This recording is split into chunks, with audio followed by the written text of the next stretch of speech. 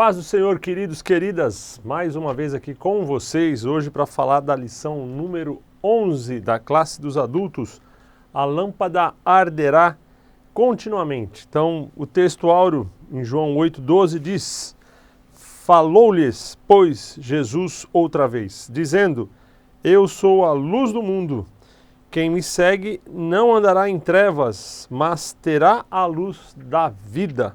Então Jesus se declara como a luz do mundo.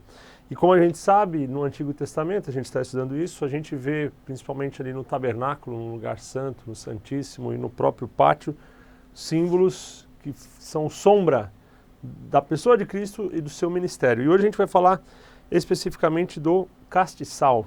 Então, a leitura está lá em Levítico 24, do 1 ao 4, eu vou ler com você rapidamente, e eu acredito que seja um texto interessante para a gente comentar. E falou o Senhor a Moisés, dizendo, ordena aos filhos de Israel que te tragam azeite de oliveira, puro, segunda condição do azeite, batido, para a luminária, para acender as lâmpadas continuamente. Arão as porá em ordem perante o Senhor continuamente, desde a tarde até amanhã, fora do véu do testemunho, na tenda da congregação. Estatuto perpétuo é pelas vossas gerações, sobre o castiçal puro, porá em ordem as lâmpadas perante o Senhor continuamente. Então a gente vê Deus ordenando a Moisés, primeiro de uma forma ampla, e depois Deus vai falar de uma forma detalhada a respeito do cuidado que eles deveriam ter com os instrumentos e com os utensílios do templo. E aqui nós vemos Deus falando a respeito principalmente do castiçal. A ordem está lá em Levíticos 24, do 1 ao 4. E depois Deus ele fala também da maneira pela qual o levita tinha que se apresentar diante de Deus. Então a forma com que ele tinha que fazer o sacrifício, fazer o cuidado do pão, a questão também da preparação das vestes sacerdotais, do próprio candelabro, do pão da propiciação, do altar de incenso. Então Deus ele vai dando todo o cuidado que eles deveriam ter, a maneira com que eles deveriam se apresentar diante do Senhor. Então Deus não abre mão que as coisas sejam feitas da forma com que ele as estabeleceu. E no caso do candelabro, ele tem um detalhe específico, o castiçal tem um detalhe específico, justamente porque ele representa, como já foi dito aqui, a luz do mundo, representa Cristo como aquele que vai trazer luz para brilhar nas trevas. Então, a gente vê Deus estabelecendo, no caso aqui de Levíticos, como é que Moisés deveria fazer e qual deveria ser o cuidado de Arão com relação ao castiçal. Uma coisa que eu acho muito importante a gente entender é o seguinte, que haveria um ato contínuo. Então, Deus ele fala aqui, olha, Arão as porá em ordem perante o Senhor continuamente. Então, a lâmpada, ela não poderia estar acesa uma vez ou outra. A lâmpada não poderia estar acesa esporadicamente. A lâmpada tinha que estar acesa continuamente diante do Senhor. E Deus estabelece de uma forma muito específica. Então a gente vai ver aqui o azeite da unção que deveria ser usado nas lâmpadas, como a gente acabou de ler. A forma que eles deveriam fazer. Então está aqui Levíticos, Êxodo 27, diz assim, do versículo 20 ao versículo 21. Tu, pois, ordenarás aos filhos de Israel que te tragam azeite puro de oliveiras, batido, para o candeeiro, para fazer arder as lâmpadas continuamente, na tenda da congregação, fora do véu, que está diante do testemunho. Arão e seus filhos a porão em ordem, desde a tarde até pela manhã, perante o Senhor. Um estatuto perpétuo será este, pelas suas gerações, aos filhos de Israel. Então, durante a noite, você pega a tarde até amanhã, enquanto o povo estivesse ali dormindo, enquanto os sacrifícios não estivessem sendo realizados, a lâmpada continuaria aceso ali dentro do tabernáculo. Pela manhã, Arão entraria, faria a troca dos pães da propiciação, que eram oferecidos ao Senhor, Então eram diariamente os pães pela manhã e à tarde as lâmpadas eram limpas, durante o dia eram limpas, o azeite que tinha restado ali ele era trocado e ele tinha que manter aceso. À tarde, no caso do judeu, à tarde começa 6 horas da noite, ou às 6 horas da tarde ou às 6 horas da noite. É a transição do dia para a noite. Então quando a Bíblia fala à tarde, então havia a oração da manhã, havia oração ao meio-dia e havia oração da tarde. Daniel orava 3 vezes ao dia. 6 horas, meio-dia e 18 horas. Então, às 18 horas, um pouco antes de começar a noite, Arão e seus filhos tinham que entrar ali e fazer com que ela fosse acesa e passasse a noite inteira acesa, até o outro dia pela manhã e assim continuamente. Agora vamos observar o seguinte, Deus deu essa ordem quando eles estavam no deserto, certo? Uma vez, hoje eu vou me ater só à questão do candelabro, não vou abrir muito para outros detalhes aqui. Uma vez que você está na terra prometida, cumprir essa ordenança é fácil, porque você vai plantar as oliveiras, você vai ter ali o azeite sendo extraído em determinados momentos, você tem as safras ali, a azeitona, quando ela fica madura, eles iriam lá colher, iam preparar, iam fazer a prensa, aquela primeira prensa, o azeite mais puro ia ser separado, porque existe a primeira prensa que é chamada de prensa a frio hoje, depois você tem o azeite extra virgem e depois você tem o azeite virgem, então tem uma diferença de processo, onde a primeira prensa é aquele azeite puro, é o mais caro de todos, você tem uma menor quantidade e depois você vai repassando esse processo, você tem um azeite extra virgem, um azeite que não foi aquecido ainda, e o azeite virgem, ele já não tem a mesma qualidade. Então, Deus está dizendo o seguinte, olha, eu quero o azeite puro, é o primeiro, e ele tem que ser batido. O que é isso? Você pega um óleo de cozinha na sua casa, se você aquecer ele em uma alta temperatura, ele vai entrar em combustão. Ou até mesmo o azeite, se você fizer um teste, botar ali um pouquinho de um lugar com algodão, alguma coisa e botar fogo, você vai ver que ele vai ficar queimando. Então, quem é churrasqueiro, gosta de acender uma churrasqueira, tem uma dica, né? Você pega o pão, coloca o azeite ali, o óleo no pão ali dentro do miolo, seco, coloca ali fogo e ele vai ficar queimando. Só que quanto mais líquido é o azeite, ou mais líquido é o óleo, no caso o querosene da lâmpada, mais rápido ele queima. Então o azeite ele era extraído frio, era o primeiro azeite, e depois ele era batido, quase como uma clara em neve. Ele ia ser engrossado, ia mudar a consistência dele, ele ia ficar mais grosso. Então, para quem tem aquela rotina da cozinha, se você pegar o óleo e colocar na geladeira, você vai ver que no dia seguinte ele vai ficar mais grosso, ele vai ficar mais cremoso, quase próximo ali do ponto de uma manteiga. Então eles teriam que bater aquele azeite, eles teriam que preparar para que ele ficasse mais grosso. Eram colocados pavios para que a quantidade que eles tinham ali, então o castiçal, ele tinha 3 hastes de um lado, né, mais 3 do outro, e ali depois você fechava a 7ª. Então você tinha 7 lâmpadas que eram acesas, uma no meio e mais 3 de cada lado, 3, 3, 6 e no meio 7. Então você tinha um espaço, mais ou menos no formato de uma romã, onde você ali colocava o azeite. O azeite não preenchia toda a haste, toda aquela curva do castiçal, era só naquela parte de cima, como se fosse um copinho. Então se você colocasse ele líquido, puro, quando você acendesse, em poucas horas ele consumiria completamente e se apagaria. Então ele teria que ficar pelo menos 12 horas aceso, durante toda a noite, não poderia ficar apagado. Então ele era batido para que tivesse essa consistência. Então azeite puro, mais puro de todos e batido, guarda isso, para que ele criasse essa espessura diferente e quando fosse aceso ele queimaria durante toda a noite. Pergunta, aonde você conseguiria azeite puro para poder bater no meio do deserto? Lembrando que o povo ficou no deserto durante 40 anos, eles não estavam na terra prometida, eles não tinham plantação de oliveiras para dali extrair a azeitona, para depois extrair o azeite e preparar as quantidades que fossem necessárias e separar para o serviço. Não, isso só acontece lá na terra prometida depois de 40 anos no deserto. E durante os 40 anos do deserto, de onde é que vinha esse azeite? Eles eram nômades, eles andavam pelo deserto de acordo com a orientação de Deus, não tinha nenhum planejamento. Esse mês a gente vai estar aqui, daqui 2 meses a gente vai estar lá, daqui 3 meses a gente vai para lá.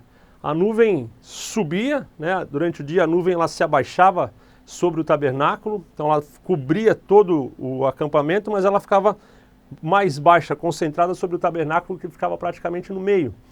Depois, quando eles tinham que levantar, ir embora, a nuvem se levantava e a nuvem se movia. Eles recolhiam tudo e seguiam a nuvem para onde a nuvem fosse. Então, como é que eles se proviam de azeite? Você já parou para pensar nisso?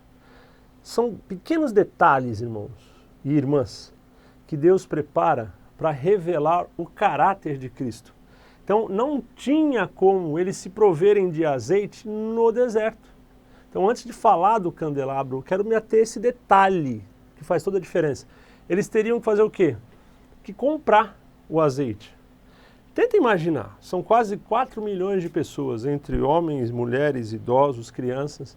Eles traziam animais também, então os animais eram oferecidos em sacrifício, então eles eram criadores de ovelha lá no Egito, eles traziam os animais, trouxeram os animais com eles.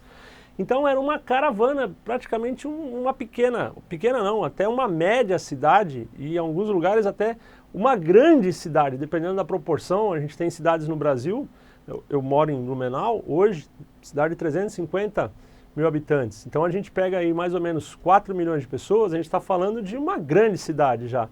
Não uma megalópole como São Paulo, como Rio de Janeiro, mas vamos considerar que uma grande cidade. Então, todo aquele povo estava no deserto. Então haviam que comerciantes que passavam por ali vendendo os seus produtos, os seus bens.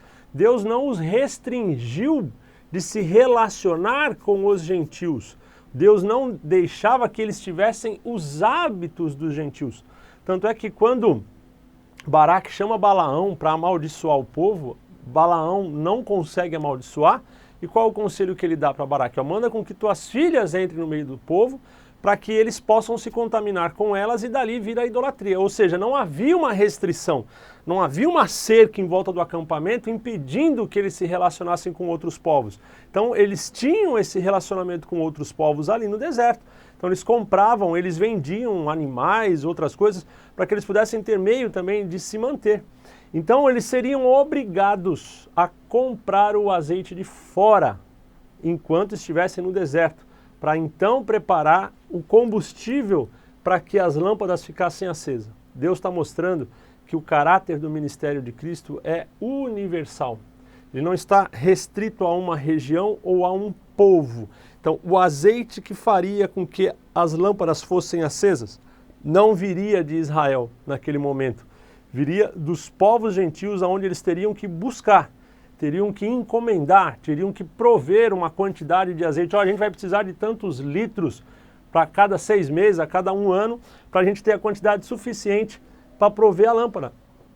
Então, quando a gente olha, por exemplo, o Salmo 133, onde a Bíblia fala da união, ó quão bom e quão suave é que os irmãos vivam em união, é como o óleo precioso que desce sobre a cabeça e sobre a barba de Arão.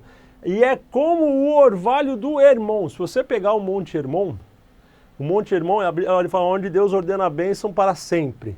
Então o orvalho cai lá no Monte Hermon, que está lá em cima, fora dos termos de Israel, para cima lá da Síria, e ele vai, é uma neve eterna, é gelo, ele vai derretendo aquele orvalho, vai se transformando num pequeno riacho, vai descendo, ganhando velocidade, se transforma no Rio Jordão, que atravessa todo Israel e vai cair lá no Mar Morto. Então no Rio Jordão, lá em cima vai ter o Mar da Galileia, que foi enchido, esse mar é uma grande lagoa, que surgiu em virtude do orvalho lá do Hermon, depois se transforma no Rio Jordão e vai acabar lá no Mar Morto. Ou seja, então a vida que sustinha o povo de Israel ali, o Rio Jordão, que eles usavam para várias coisas, e o Mar da Galileia, para pesca, tem origem no Monte Hermon, que está fora dos termos de Israel. Por isso Deus compara o azeite, o óleo sobre a cabeça e sobre a barba de Arão, representando o sacerdócio, ou seja, o sacerdócio é como aquele orvalho, ou seja, o sacerdócio de Arão, naquele momento, era restrito ao povo. Mas olhando para Cristo, o sacerdócio de Arão é como o orvalho do Hermon, que vem lá de fora, vem das alturas, vem lá dos céus e desce, passando no meio de todos os povos e dando vida e salvação. Então, o primeiro símbolo que mostra o caráter de Cristo, com relação ao candelabro, ou candeeiro, ou castiçal, é que o azeite que forneceria a luz para aquele instrumento durante 40 anos no deserto não estava entre o povo, tinha que ser comprado. Então, olha só, irmãos, que lindo, essa azeitona vinha de uma oliveira que era plantada em um determinado lugar, que não se sabe aonde, extraído, trazido como um azeite, entregue para o povo, preparado para depois arder naquele lugar. E o azeite batido fala do sofrimento de Cristo. A Bíblia fala que Cristo foi moído por nossas transgressões.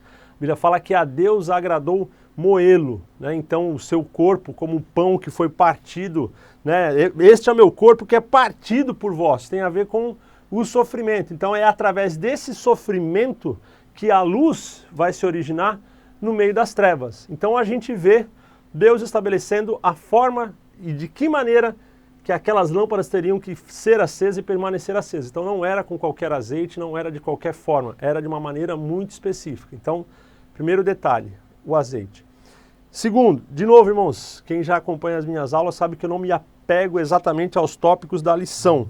Faço um comentário mais amplo sobre a lição e é responsabilidade nossa como professores fazermos o estudo da lição e desenvolvermos nossos pontos de vista. Por isso que você não vai ver essa aula em um PDF. Eu não escrevo as aulas que eu dou. Eu oro, peço a Deus sabedoria, discernimento, e conforme o Espírito Santo coloca na minha mente, eu transcrevo para os irmãos. Porque senão você daqui a pouco está pegando esse PDF que eu escrevi e está dando como aula. Não é isso que Deus quer. No meu entendimento, essa aula que eu estou transmitindo para você vai fazer parte daquilo que Deus vai revelar para você com base naquilo que você estudou. Tá bom? Então não fique bravo comigo. Alguns às vezes perguntam, pastor, nos comentários, pastor, cadê o PDF? Me desculpe, irmão, não tem PDF, tá? Tem a aula, assiste, volta e a gente vai seguindo. E principalmente, ó, tá aqui, ó, leia a sua lição, estude bastante e você vai ter, debaixo da orientação do Espírito Santo, condição de dar uma excelente aula, muito melhor do que essa aqui, pode ter certeza. Então, como é que o candelabro tinha que ser feito? Ouro, puro, mais ou menos de 34 a 40 quilos de ouro. Vamos ver lá em Êxodo 25, 31. O que a Bíblia fala a respeito disso? Tá aqui. Também farás um castiçal de ouro puro, de ouro batido. Olha aí, batido novamente. Se fará este castiçal, o seu pé, as suas canas, as suas copas, as suas maçãs e as suas flores serão do mesmo.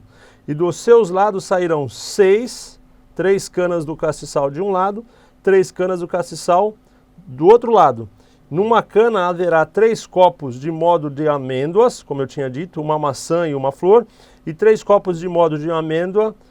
Da outra cana, uma maçã e uma flor, assim serão as 6 canas que saem do castiçal.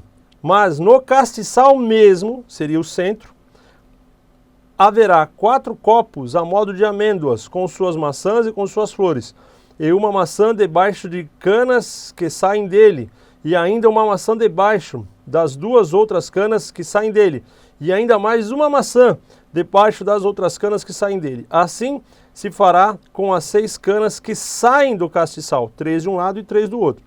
As suas maçãs e as suas canas serão do mesmo. Tudo será de uma só peça, obra batida de ouro puro. Também lhe fará 7 lâmpadas, 3, 3 e uma no meio. 7 lâmpadas.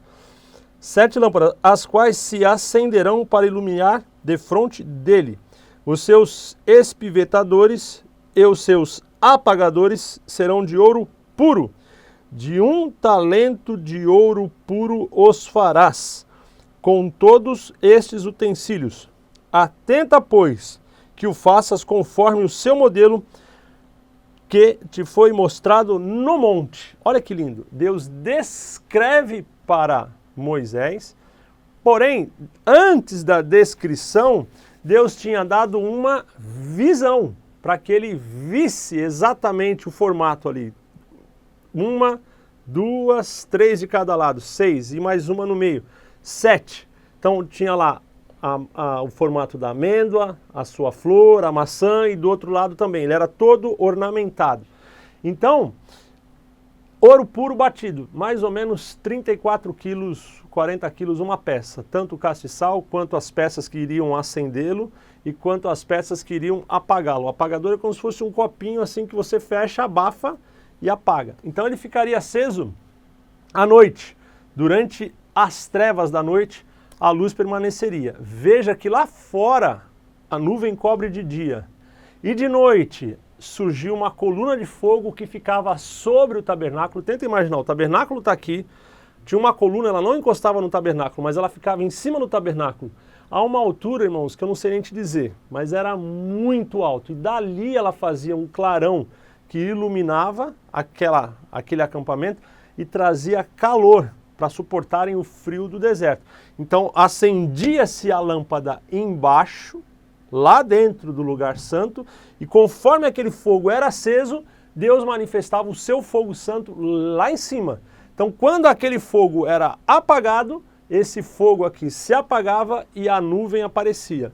Então, o fogo pequenininho da lâmpada lá dentro, quando o povo fazia parte dele em obediência, tua oração pode ser pouco diante de Deus. Está ali, ó, um clamor, uma súplica, sem forças às vezes, como aquele cego.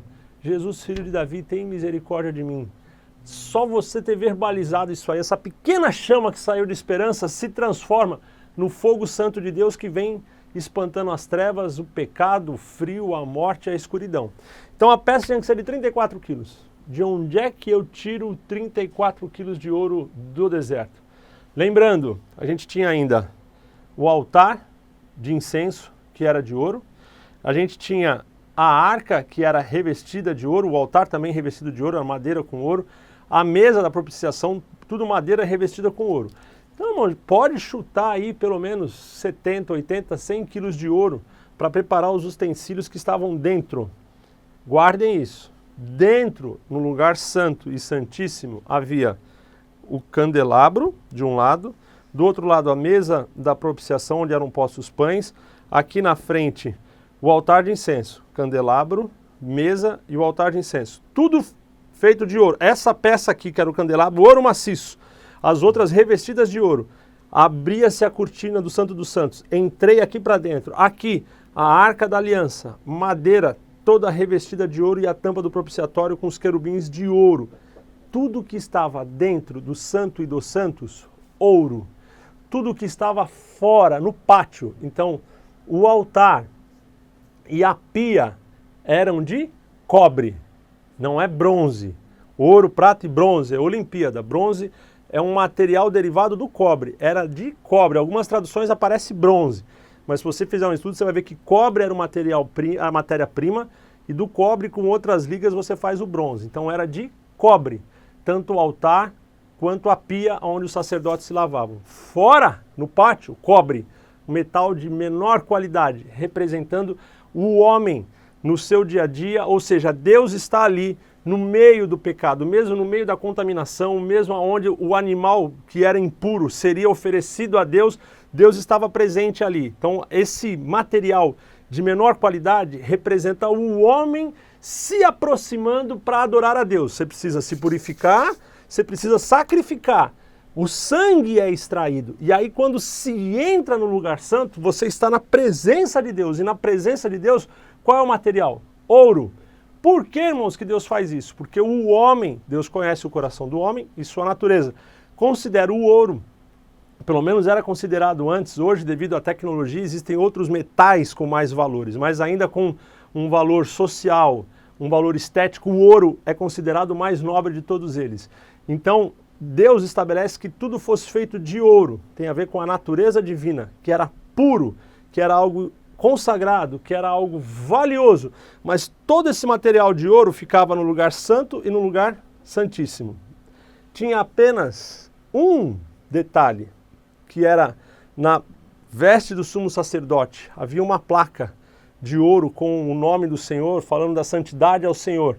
Então o sumo sacerdote, ele tinha essa peça de ouro, simbolizando que a presença de Deus estava sobre ele. Então ele estava lá no altar de cobre, sacrificando, e a presença de Deus sobre ele.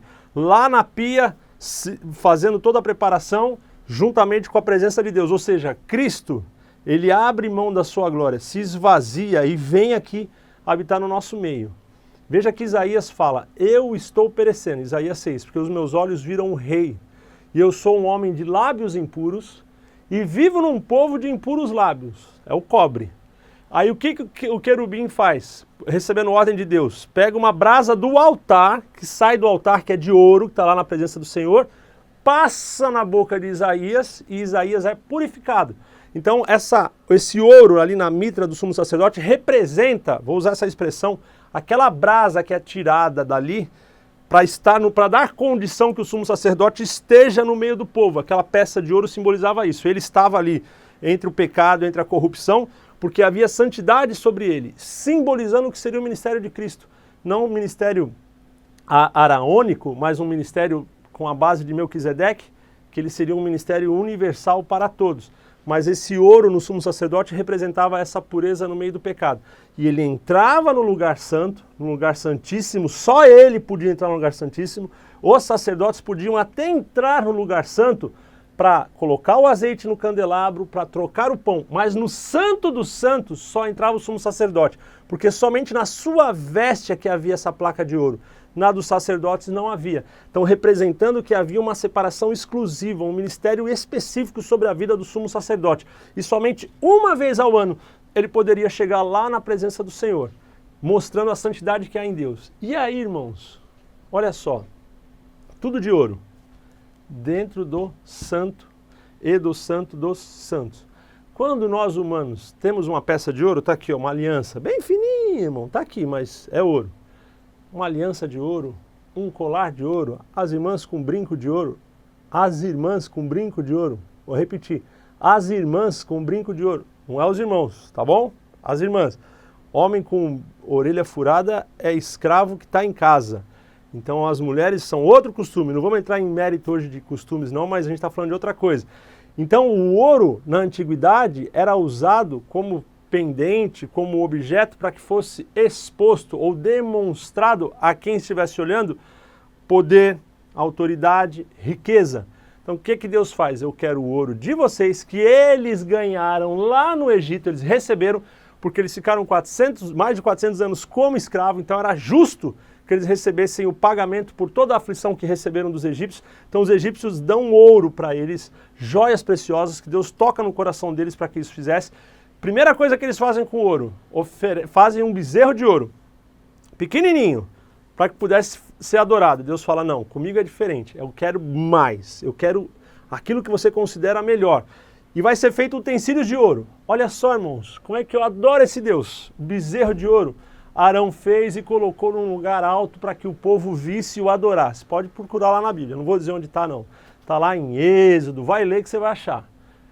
Já os utensílios do templo, que eram numa quantidade maior, mais pesados, trabalhados de uma forma muito mais detalhada, exuberante, seriam colocados no lugar santo e no lugar santíssimo, longe dos olhos das pessoas. Lá em 1 Reis 8:12, quando Salomão está consagrando o templo e a nuvem desce, Salomão fala, e disse Deus que habitaria nas trevas. Então Deus ele não habita de uma forma exuberante, aonde ele demonstra o seu poder, a sua autoridade. Não, ele está ali quase que imperceptível. Então os utensílios de ouro eram colocados no lugar santo, onde ninguém poderia ver, somente o sacerdote que entrasse ali, e no lugar santíssimo, somente o sumo sacerdote, uma vez por ano. E as cortinas eram feitas de tal maneira que o pano ele sobrava no chão, ele descia e não ficava curtinho, ele descia e escorria em volta, para que a luz não entrasse. Por isso Salomão fala, disse Deus que habitaria nas trevas. Não é que Deus vai habitar na escuridão, Deus habita no anonimato. Deus não é Deus pela forma que ele é, ele nunca revelou a sua forma aos homens, mas pelas coisas que ele faz. A Bíblia fala, a natureza revela a Deus. Então ele não precisa dizer, ó, eu sou Deus, cria uma imagem de mim, me adorem, me venerem, coloque na parede, pendura, não.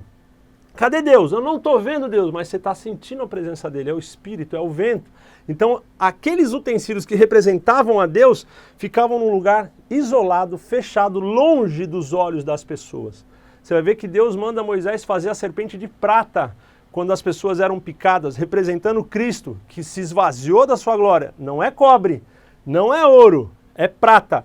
E aquela serpente de prata era colocada num varão e era posta num lugar alto para que todos que olhassem para aquela serpente, representando o sacrifício de Cristo na cruz, fossem curados. Mas os utensílios de ouro ficavam num lugar fechado, consagrado, longe dos olhos das pessoas. Então, para fazer o bezerro, podia ser qualquer coisa.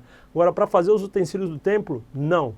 Deus, ele pede o melhor e o processo. O ouro é batido, o ouro é depurado, toda a impureza sai fora. Uma peça única, 34 quilos de ouro era o castiçal, ele era colocado ali, numa mesa, no lugar santo, tudo fechado, e só o sacerdote ou o sumo sacerdote entravam à noite, acendiam as suas lâmpadas naquele azeite mais grosso, que é o batido que eu te falei que já foi colocado no lugar, e durante a noite, no meio das trevas, ele ficava aceso. E no dia de manhã, ele vinha ali e apagava, porque a lâmpada permanecia acesa, e assim depois era trocado o azeite, era tirado o pavio, colocava-se um pavio novo. Então, diariamente havia um cuidado com aquele candelabro, para que durante a noite ele sempre estivesse aceso. Então, essa era a ordenança do Senhor. Então, eles trocavam o azeite de manhã, trocavam o azeite à noite, para que ele estivesse continuamente aceso. Então, Deus fala, da tarde para amanhã, fica aceso. Então, no momento de maiores trevas da terra, Cristo viria para ser a luz do mundo. Então, a luz de Cristo representava a sua presença, mas não era uma presença que seria vista por todas de uma forma de exibicionismo. Muitas das vezes a gente vê nos dias de hoje pessoas preocupadas em usarem a glória de Deus como um meio de atrair as pessoas. Quando Jesus curava alguém, ele mandava ir no templo, se apresentar ao sacerdote e oferecer a oferta. Jesus não usava aquela pessoa como testemunho ou como seu cartão de visita. Veja aqui, Jesus curou 300 hoje, Jesus curou 200 hoje, está ali o que foi curado por Jesus. E várias vezes, onde as pessoas quiseram pegar Jesus para colocá-lo como rei, para exaltá-lo, o que a Bíblia fala que ele faz? Que ele se ocultou e sumiu no meio da multidão.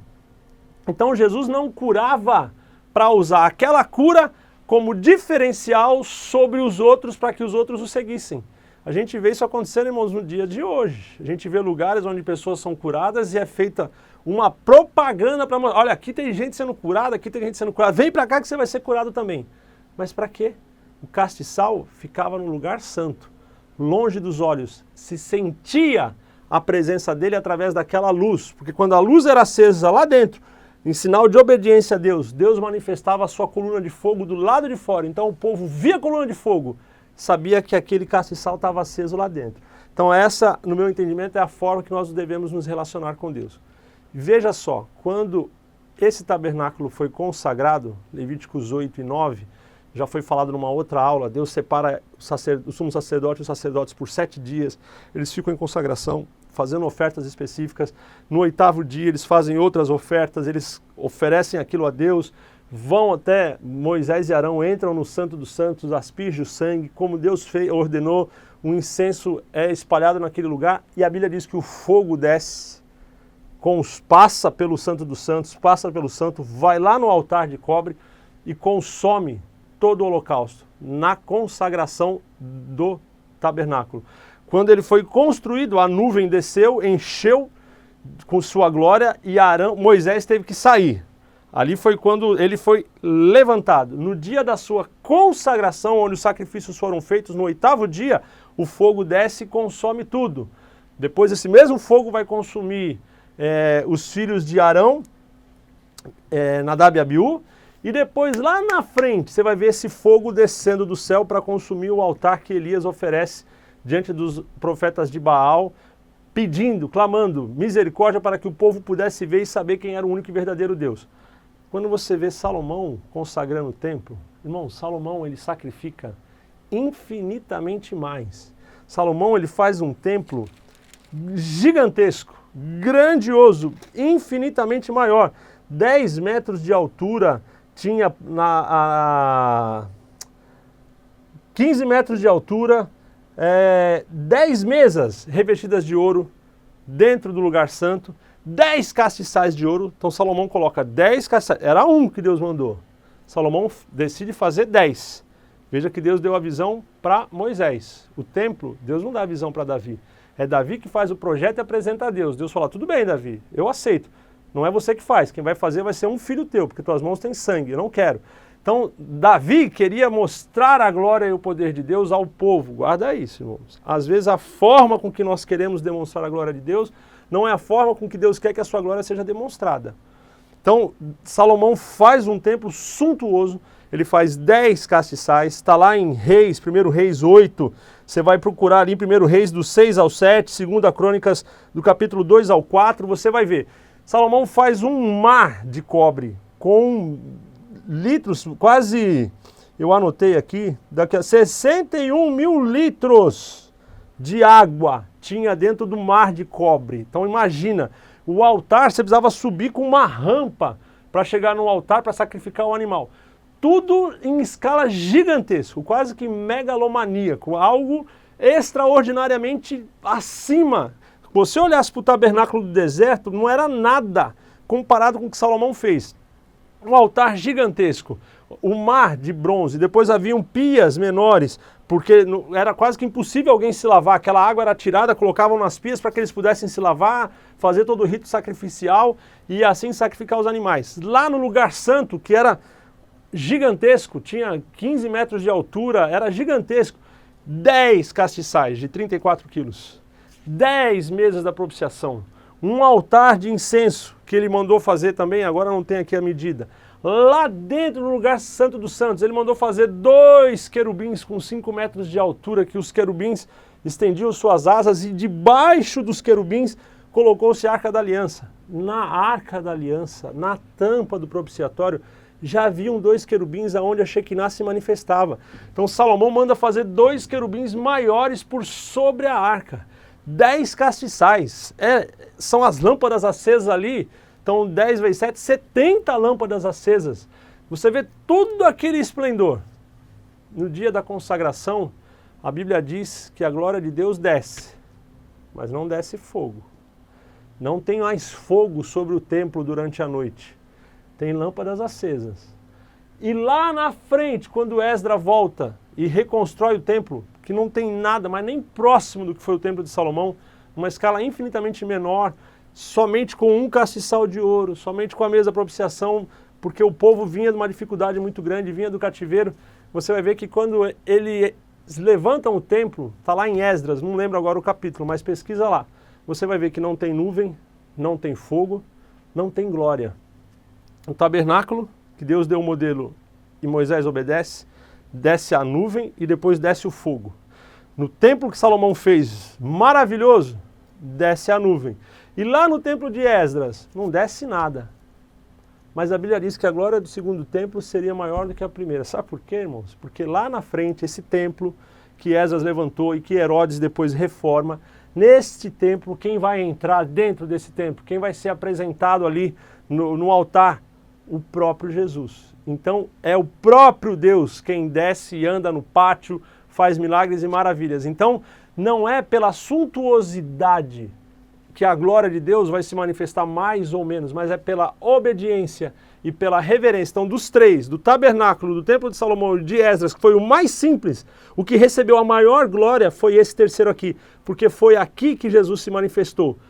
O templo de Salomão, irmãos, foi maravilhoso, mas não impediu que lá na frente Salomão pecasse, Salomão sacrificasse crianças ao Moloque, Salomão fizesse tantas coisas horrendas. Então não é porque eu posso ter uma adoração quase religiosa, quase sistemática, que isso me torna melhor do que aquele que tem uma adoração simples. Não foram 10 castiçais que fizeram com que a glória e a presença de Deus fosse maior do que um castiçal. Deus não é como o homem, que mede tamanho, que mede quantidade de pessoas, que mede quantas pessoas estão na igreja, quantas pessoas estão ouvindo a palavra. Jesus não se preocupou em fazer discurso para multidões, Jesus se preocupou em falar ao povo. Não importa se fosse uma mulher, se fosse um homem ou se fossem milhares de pessoas.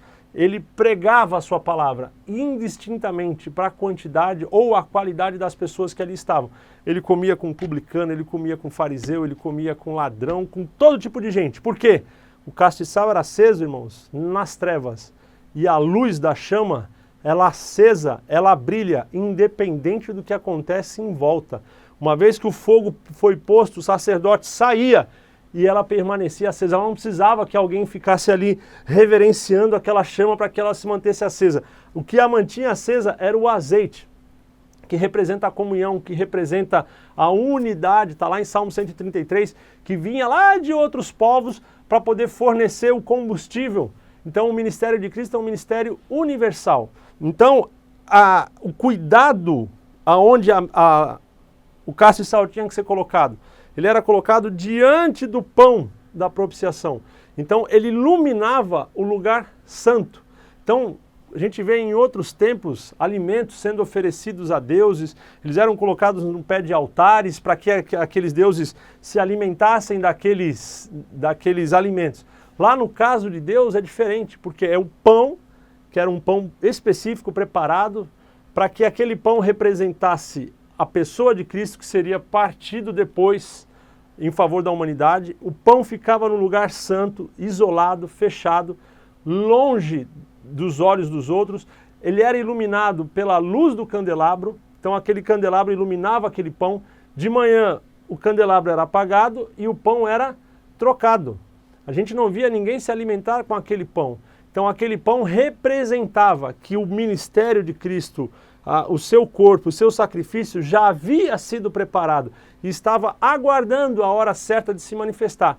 Deus mandava um maná de madrugada, que era o pão que vinha do céu para que o povo comesse. Mas esse pão santo ficava reservado ali, guardado, como um sinal solene. Olha, não me esqueci de vocês. O pão já está preparado, continuamente ele é trocado.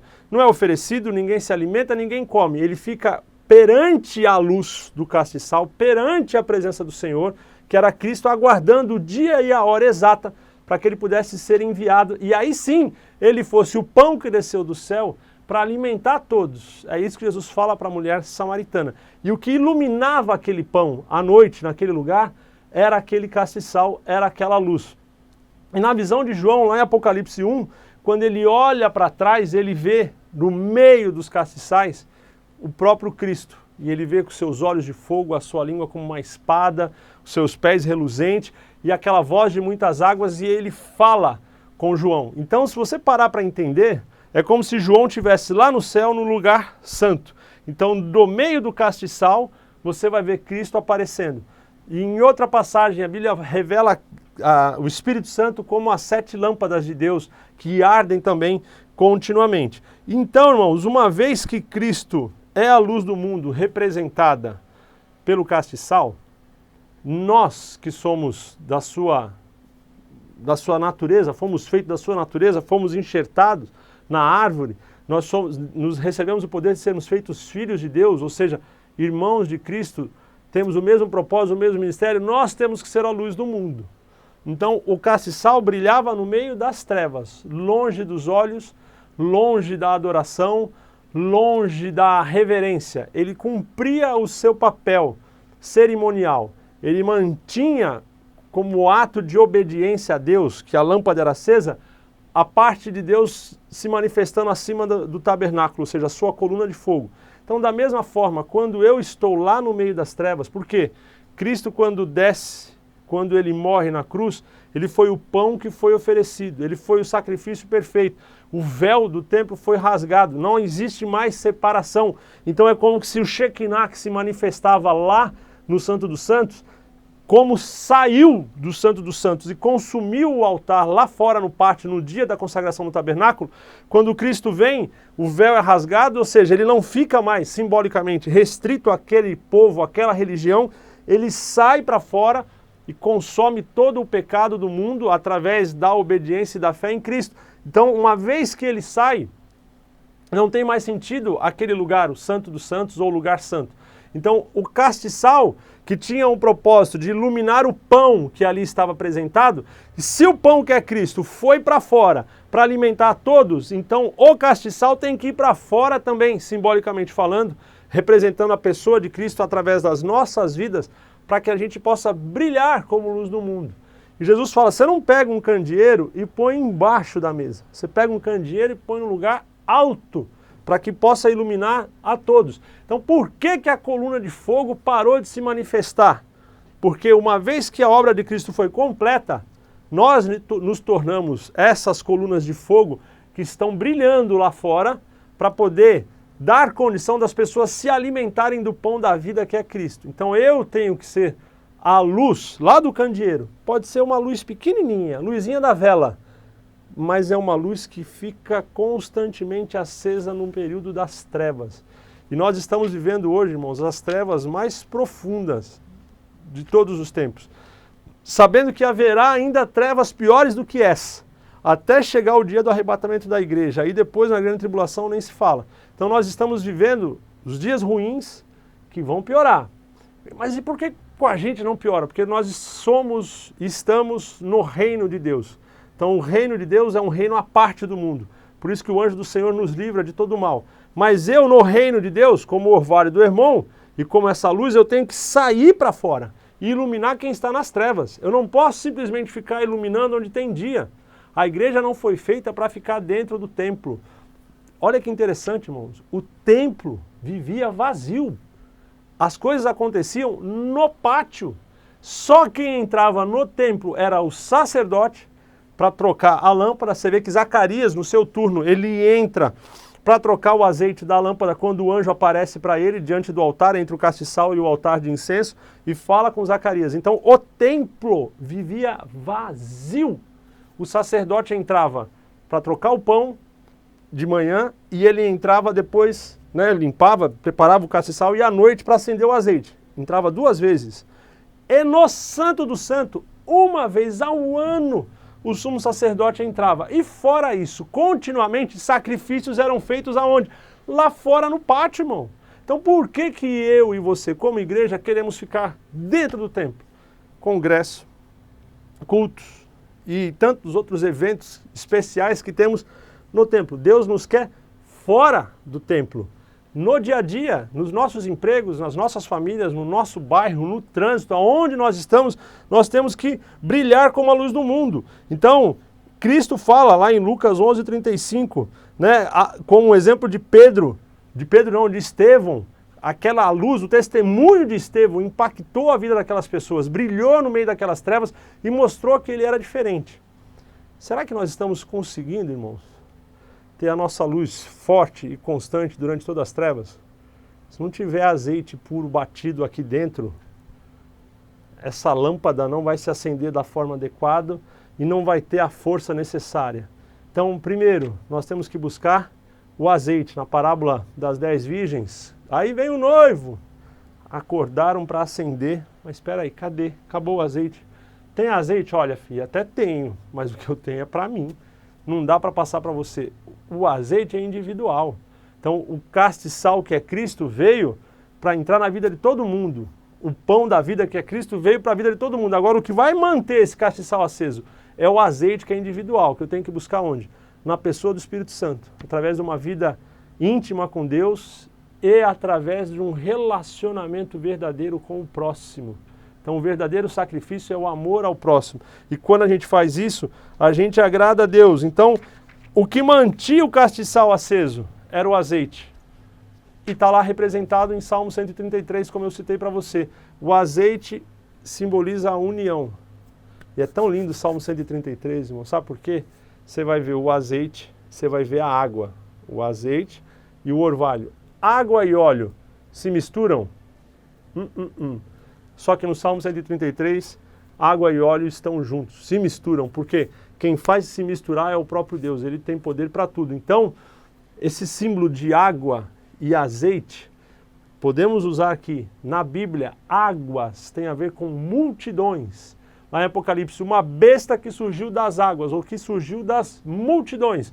Então, as multidões são as águas. Tem o contexto de Ezequiel, onde é o rio, que representa o rio do Espírito, mas eu quero falar de povos. Então, água na Bíblia simboliza povos, multidões. Então, a Bíblia está me dizendo, lá no Salmo 133, em outros textos, que o azeite tem que ir lá nas águas e se misturar com as águas, para eu poder influenciar aquelas pessoas que estão morrendo. Por isso que o Salmo 133 fala do azeite e fala do orvalho. O azeite do sacerdócio arônico e o orvalho lá do Hermon. Então, o que vai manter essa lâmpada acesa? A minha comunhão com o outro. Então, no deserto, o povo tinha que comprar o azeite do gentio, do estrangeiro. E para o teu azeite ficar aceso, tem que ter relacionamento com aquele que não é crente, com aquele que está perdido, com aquele que está no pecado, com aquele que está nas drogas, com aquele que é ateu, com quem não conhece a Deus. É lá, no meio dessas pessoas, que você vai se relacionar e vai fazer a diferença. Então você vai ver Jesus atravessando o mar da Galileia, vai lá em Gadara, o gadareno vem, ele repreende o demônio, ele expulsa aqueles espíritos imundos que caem nos porcos, que se matam no mar. Quando a multidão chega, o azeite já transformou aquele endemoniado. O azeite já fez o seu papel naquela água suja. Encontraram ele limpo, banho tomado, com roupas novas, consciente, conversando com Cristo. E aquele testemunho assusta o povo de uma tal maneira que eles pedem para Cristo: não fica aqui com a gente porque você é poderoso demais. Vai embora. Agora quem fica? O gadareno. O gadareno fala: deixa eu ir contigo. Jesus fala: não, filho, você vai ficar como testemunho para essas pessoas.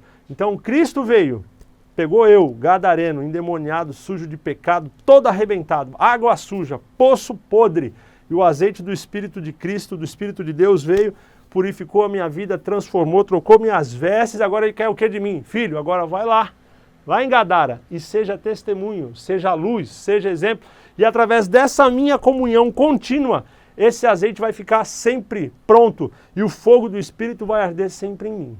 Então, de uma forma resumida, eu entendo que esse é o contexto principal dessa lição, do candeeiro, do candelabro, do azeite. Então não é pela quantidade, pelo tamanho, pela glória, como fez Salomão, mas é pela obediência. A obediência que houve em Moisés e a obediência sincera e voluntária que houve em Esdras. Ficou muitos anos para conseguir levantar o templo, para conseguir terminar o templo, para conseguir deixar o templo pronto, sem recurso nenhum, de uma forma precária, de uma forma simples, se preocupando em cumprir a obrigação para que os utensílios do templo estivessem de acordo com o que Deus tinha mandado para Moisés. Mas naquela simplicidade Deus falou assim: olha, Esdras, eu vou reconhecer o teu sacrifício do povo e a glória da segunda casa vai ser maior do que a glória da primeira casa, que era uma glória aos olhos humanos estupenda. Salomão tinha mandado revestir o templo de ouro por dentro e por fora. Flávio Josefo, se eu não me engano, e outros historiadores falam que quando os babilônicos entraram, eles levaram todos cativos, levaram os utensílios do templo e botaram fogo. Diz a história que o templo era coberto com folhas de ouro por dentro e por fora. Mesmo a parte de dentro não tendo luz para que pudesse refletir. Tudo foi queimado e, segundo historiadores, via-se como que rios de ouro sendo derretidos e escorrendo pelas ruas de Jerusalém. Então, para Deus, irmãos, ouro não significa nada. Não tem o valor que nós humanos temos. Deus não usa o ouro para se exibir ou para mostrar o quanto ele é melhor. Tanto é que lá no céu as ruas vão ser de ouro. Então, o ouro para Deus é asfalto. No tabernáculo, o ouro representava a pureza do caráter de Cristo e de Deus, que era guardado, reservado, somente para que o sacerdote, o sumo sacerdote, pudesse ter comunhão, simbolizando a comunhão que há entre Cristo, o Pai e o Espírito. E depois, quando Cristo cumpre todo o ritual, aí sim, como herdeiro de Cristo, eu posso ter acesso a essa intimidade com Deus e cabe a mim levar essa intimidade para os homens. Então, o valor que Deus dá para o ouro, e a gente vê que, infelizmente, algumas igrejas do passado entenderam errado, encheram as igrejas de ouro, utensílios de ouro, para que as pessoas pudessem ver e admirar o poder. Não. O ouro que Deus ordena que fizesse era para simbolizar a dedicação do povo, ou seja, o povo estava abrindo mão dos seus pertences, das suas vaidades, estava entregando para aquilo ser derretido, para aquilo ser batido, para aquilo ser transformado num objeto que ficaria longe dos olhos de todos, mas que simbolizava o caráter, a natureza e a pureza de Deus, da pessoa de Cristo, que se manifestou lá naquele dia e morrendo na cruz, libertou toda a humanidade e a luz do mundo brilhou para sempre. Então, espero ter ajudado você, contribuído um pouco na formação da sua aula. E se Deus quiser, a gente se vê por aqui de novo. Deus te abençoe. Obrigado pela oportunidade. Amém.